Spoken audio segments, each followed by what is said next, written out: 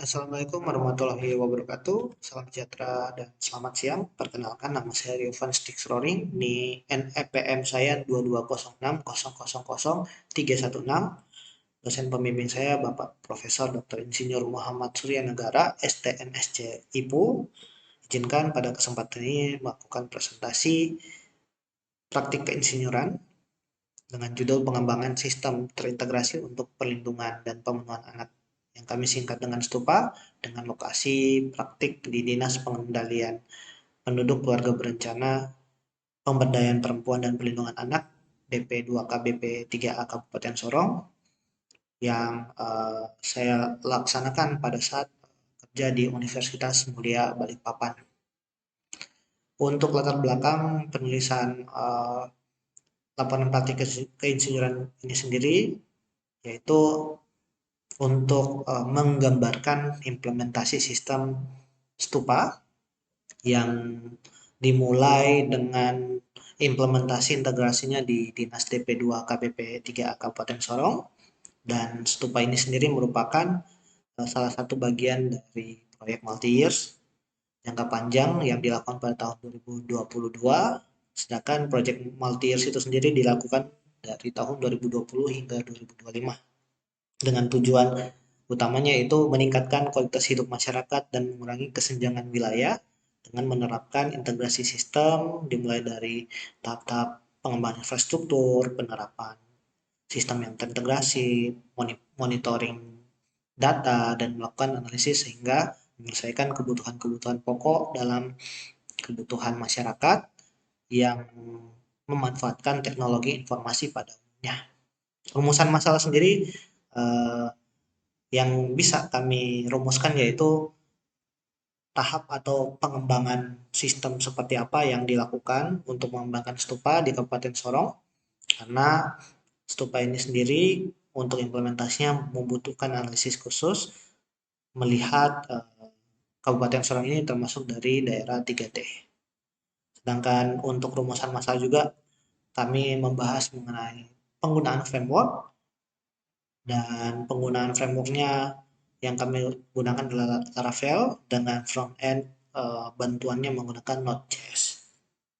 Integrasi sendiri merupakan juga salah satu rumusan karena proyek ini berbentuk multi-year, sehingga analisis awal yang kami sudah lakukan dengan pihak internal kami dari Universitas Mulia dan pihak eksternal sendiri dari Dinas DP2 KPP 3A Sorong menerapkan sistem primary key di basis data menggunakan nomor KTP dan KK dari masyarakat. Untuk tujuan pada umumnya, kami juga ingin menyajikan laporan praktik pengembangan stupa ini dan juga analisis profesionalitas caturkarsa, kode etik, dan K3L dalam unsur-unsur yang berada di keinsinyuran. Untuk batasan masalah, kami hanya membahas proyek pengembangan stupa, hanya melakukan analisis juga yang sudah saya sebutkan tadi, profesionalitas, catur karsa, kode etik, dan K3L. Sedangkan untuk sistematika penulisan, kami menggunakan sistematika berbasis laporan praktik keinsinyuran, yaitu memiliki 5 bab: pendahuluan, tinjauan literatur dan teori, kerangka kerja dan pelaksanaan kegiatan pengembangan stupa, analisis profesionalitas pada pengembangan stupa, dan kesimpulan. Untuk literasi sendiri, literasi yang kami ambil yaitu sistem terintegrasi, di mana sistem-sistem akan kami gabungkan satu sama lain hingga menjadi terintegrasi sehingga dapat membantu meningkatkan kinerja, efisiensi, dan mengurangi biaya produksi. Selain itu juga akan menggunakan teknologi-teknologi advance yang nantinya dilakukan di akhir-akhir tahun proyek kami, yaitu menggunakan IoT, Big Data, dan Cloud Computing. Sedangkan untuk literatur lain, yaitu kami membahas tentang daerah 3T, apa saja yang menjadi tantangan-tantangan dalam mengimplementasikan sistem di daerah tertinggal, terdepan, dan terluar, yang khususnya mengenai tantangan terhadap akses sumber daya dan layanan publik. Selain itu, literatur yang kami bahas yaitu Big Data, karena pada sistem-sistem yang kami integrasikan itu akan mengimplementasikan kumpulan-kumpulan data yang sangat besar dan kompleks yang nantinya akan menjadi satu bagian analisis data sehingga bisa digunakan untuk pengambilan keputusan dan juga untuk analisis dalam memecahkan permasalahan-permasalahan masyarakat terlebih khusus di daerah Sorong. Jadi contohnya untuk big data ini ada beberapa tantangan seperti data yang harus akurat, keamanan data yang harus sesuai karena berhubungan dengan yang saya jelaskan tadi yaitu menggunakan basis data primary key-nya data KTP dan KK dan juga kemampuan mengubah data hingga menjadi informasi yang bermanfaat. Untuk tahapan pengembangan proyek sendiri kami saat ini sudah berada di tahun keempat, tahun ketiga di 2023, sedangkan stupa itu sendiri baru selesai pada akhir tahun 2022 kemarin. Jadi tahapan yang pertama kami sudah menyelesaikan pada tahun 2020 melakukan analisis. Untuk 2021 kami sudah mengembangkan sistem dasar seperti beberapa infrastruktur IT yang sudah kami kembangkan seperti server-server, lalu sistem-sistem dasar seperti sistem informasi berbasis web yang sudah kami siapkan dan pengembangan modul-modul dasar sistem seperti sistem-sistem email, sistem-sistem pemrosesan lainnya yang dibutuhkan untuk mengintegrasikan sistem secara menyeluruh. Ini merupakan kerangka dan roadmap proyek kami yang kami lakukan. Pada saat ini sudah masuk di tahun 2023. Tahun 2023 ini kami mengembangkan sistem masih khusus untuk kegiatan prevensi untuk penyakit-penyakit anak, pendataan masyarakat asli Papua, dan lain-lain. Dan 2004-2025 akan kami analisis sesuai dengan kebutuhan di akhir tahun. Sehingga nanti sesuai dengan roadmap proyek kami yaitu integrasi sistem daerah 3T di Kabupaten Sorong. Untuk metode pengembangan sistem sendiri kami menerapkan Agile Software Development Cycle, yaitu metode yang digunakan untuk pengembangan perangkat lunak. Ini juga salah satu yang populer digunakan karena pendekatannya yang lebih fleksibel dan adaptif dibandingkan dengan metode pengembangan tradisional seperti contoh SDLC atau anak-anaknya seperti waterfall dan lain-lain. Jadi dalam Agile ini sendiri kita memiliki 6 poin yaitu Meet, Plan, Design, Develop, Test, and Evaluate. Di sini tahapan-tahapan ini tetap kami lakukan dan ikuti sesuai dengan prosedurnya dan juga dilakukan sesuai dengan konsep-konsep keinsinyuran yang ada. Sedangkan hasil implementasi sendiri dapat dilihat di sebelah kiri layar Bapak Ibu. Ini adalah diagram alur untuk sistem. Kami memiliki 6 sistem, 6 modul yang berada di stupa. Ya, karena fokus analisis dan laporan untuk sistem stupa ini, jadi memiliki 6 modul yang sudah kami kembangkan dan analisis, yaitu modul login, dashboard, data KK, data laporan, ekspor, dan pengguna. Di samping kanan bisa dilihat beberapa screenshot yang kami ambil mengenai tampilan aplikasi yang sudah dikembangkan. Untuk analisis sendiri, berdasarkan yang kami dapatkan, untuk analisis profesionalitas, kami berhasil mengimplementasikan unsur-unsur profesionalitas keinsinyuran yaitu dengan menerapkan struktur organisasi yang tidak sekedar berat sebelah. Kami sebut tidak berat sebelah karena kami dalam penerapannya tetap mengundang pihak eksternal dan internal. Selain saya sebagai seorang project manager yang sekaligus lead programmer, kami juga bersinergi dengan pihak internal dari Universitas Mulia.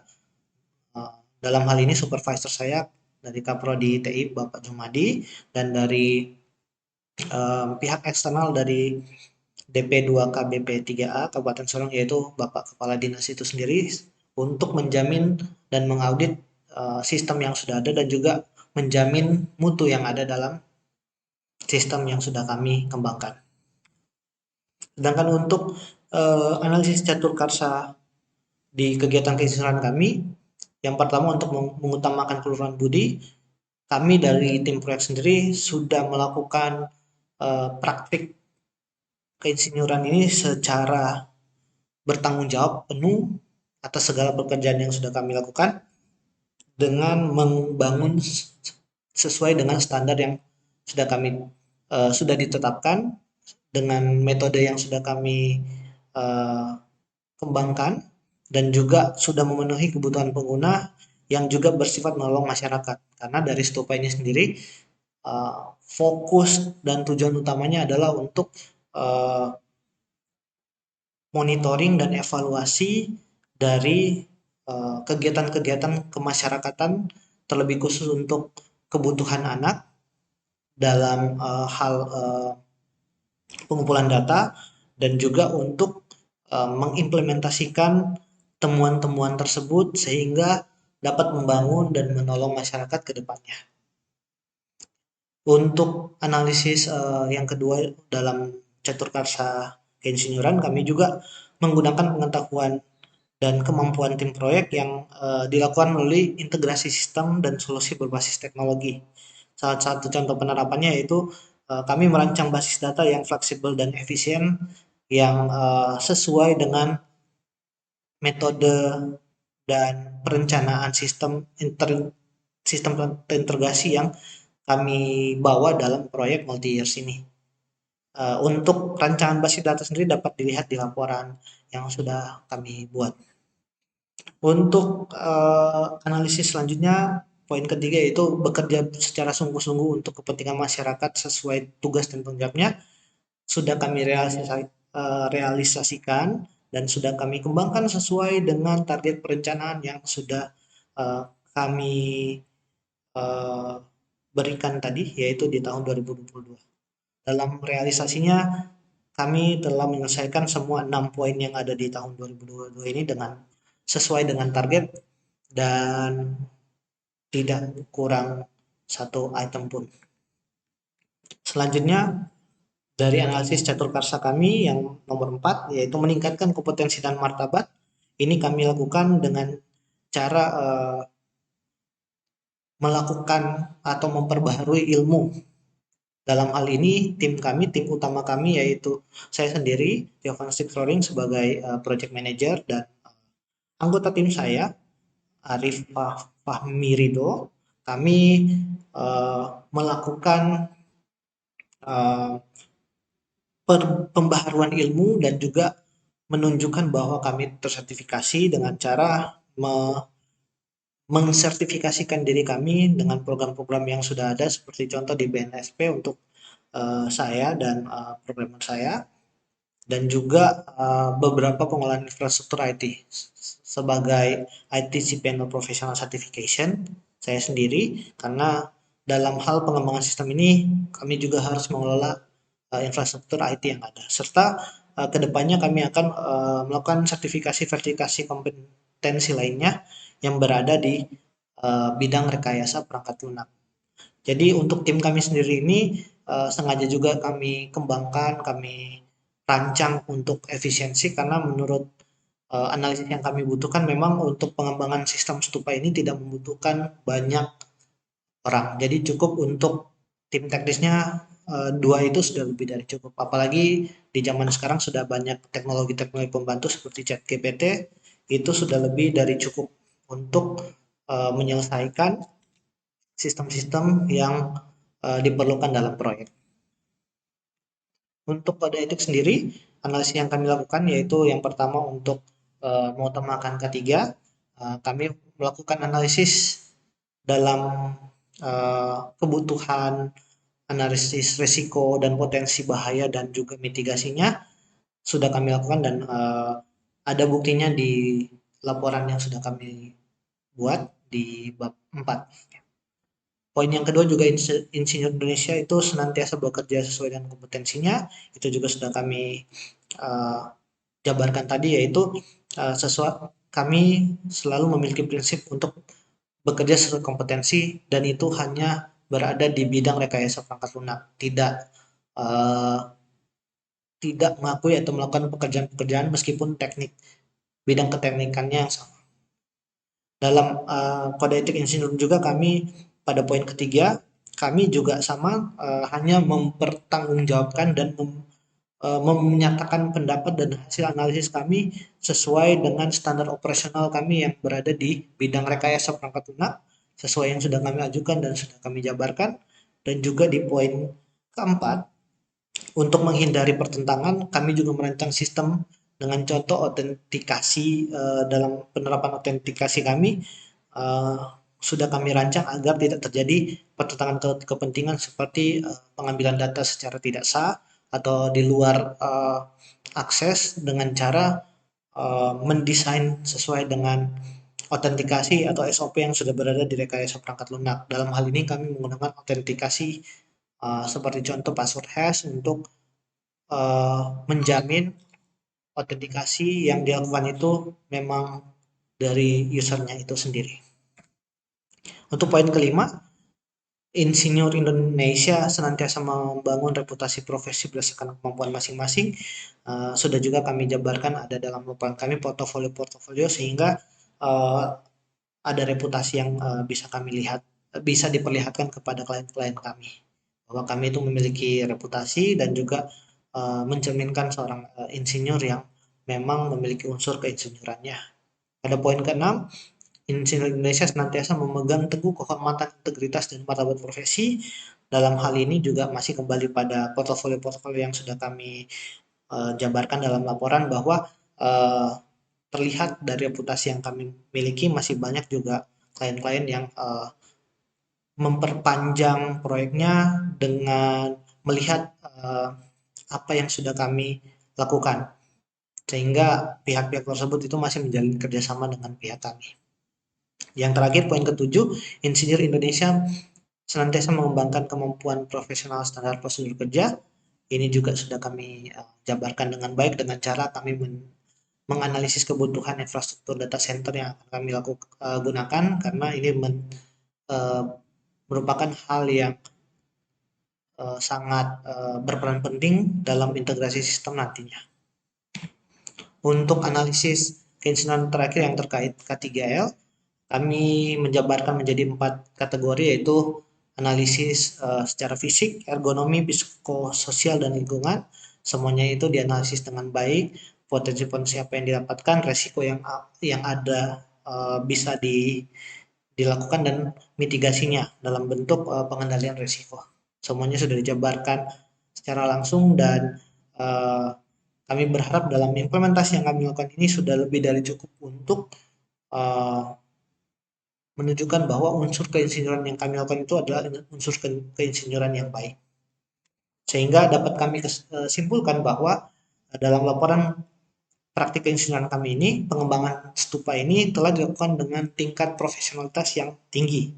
Penerapan catur karsa keinsinyuran pun dalam stupa ini terlihat melalui tujuan pengembangan sistem ini, yaitu menjadi fondasi informasi yang dapat diolah dan dianalisis menjadi solusi berbasis teknologi, lebih khusus untuk masyarakat di Sorong, dan nantinya ke depannya mungkin dapat diimplementasikan di daerah-daerah lain. Dan juga yang terakhir, penerapan kode etik insinyur juga diperhatikan dalam pengembangan stupa, sehingga tim proyek dapat memastikan bahwa data yang diproses di sistem telah enkripsi dan keamanannya terjaga, sehingga dapat mencerminkan catur karsa dan kode etik insinyur itu sendiri. Itu saja dari kami, lebih dan kurangnya kami ucapkan mohon maaf sebesar-besarnya dan terima kasih.